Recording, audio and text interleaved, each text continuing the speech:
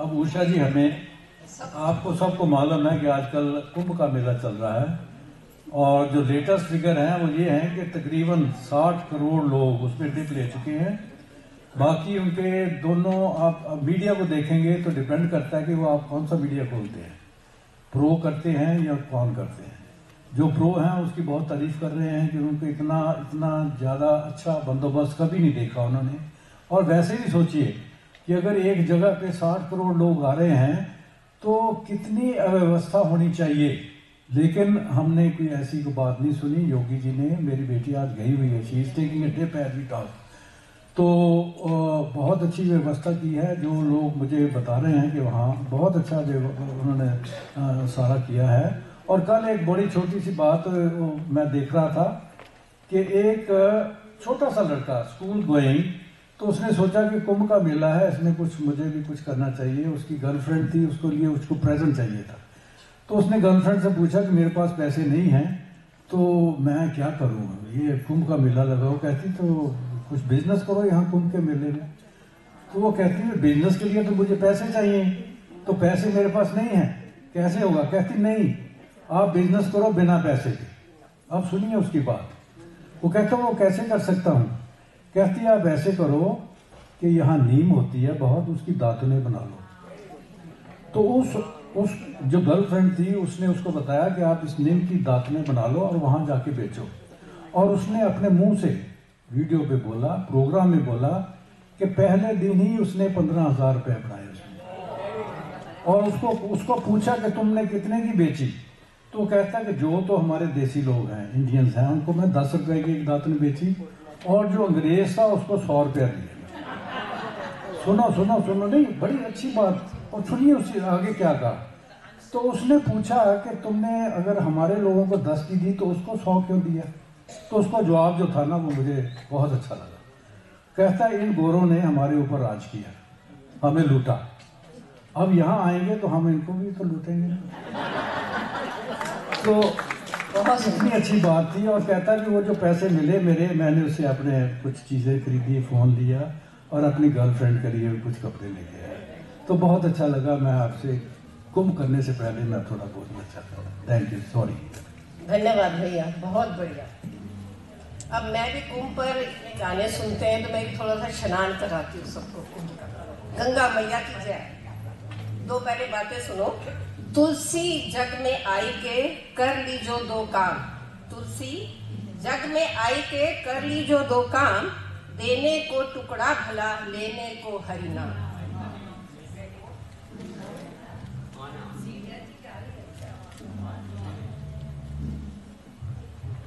मेरा तो ऑफ है सर। मेरा ऑन है सर।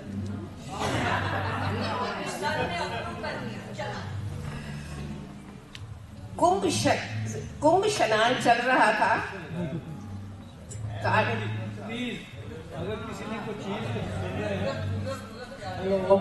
हेलो, अगर आपने कोई चीज सुन रहे हैं तो प्लीज उसको बंद कर दीजिए। अच्छा, बाहर से दरवाजा बंद कर देना प्लीज। एक मिनट। हाँ अब ठीक है, थैंक यू। कुंभ स्नान चल रहा था। घाटों पर बड़ी भीड़ लग रही थी। शिव और पार्वती आकाश से गुजरे। पार्वती ने इतनी भीड़ का कारण पूछा। आशुतोष पूछा कि इतनी भीड़ क्यों है, इसका क्या कारण है। तो आशुतोष ने कहा कुंभ पर स्नान करने वाले स्वर्ग जाते हैं, उसी लाभ के लिए ये जितने भी नहाने वाले हैं, स्नान करने वालों का भीड़ लगी हुई है। पार्वती को कौतूहल तो हुआ पर शांत होकर बोला, लेकिन ये संदेह ये उत्पन्न हुआ, इतने लोग स्वर्ग जाएंगे कहाँ, कैसे पहुंच जाते हैं। पार्वती ने फिर अपना संदेह प्रकट किया और पूछा, इसका मुझे समाधान बताओ, क्या समाधान है। भगवान शिव बोले, शरीर को गीला करना एक बात है, वो तो स्नान से हो जाएगा, पर मन की मलिनता धोने स्नान जरूरी है। तो एक गाना है ना, मन की क्या है, मन की आंखें न धोए तन धोया कर मन का, वो एक गाना है पिक्चर का, मुझे पिक्चरों का नहीं ज्यादा पता। मन को धोने वाले ही स्वर्ग जाते हैं। वैसे लोग जो होंगे उन्हीं को स्वर्ग मिलेगा जिनका मन धुला हुआ होगा। पार्वती का संदेह घट नहीं बढ़ गया। वे बोली, ये कैसे पता चले कि किसने शरीर धोया या किसने मन? ये कार्य तो जाना चाहिए। शिव जी ने इसका उत्तर का समाधान देते हुए कहा कि मैं तुम्हें अभी एक प्रत्यक्ष रूप में दिखाता हूँ कि किसका मन धुला हुआ है और किसका तन।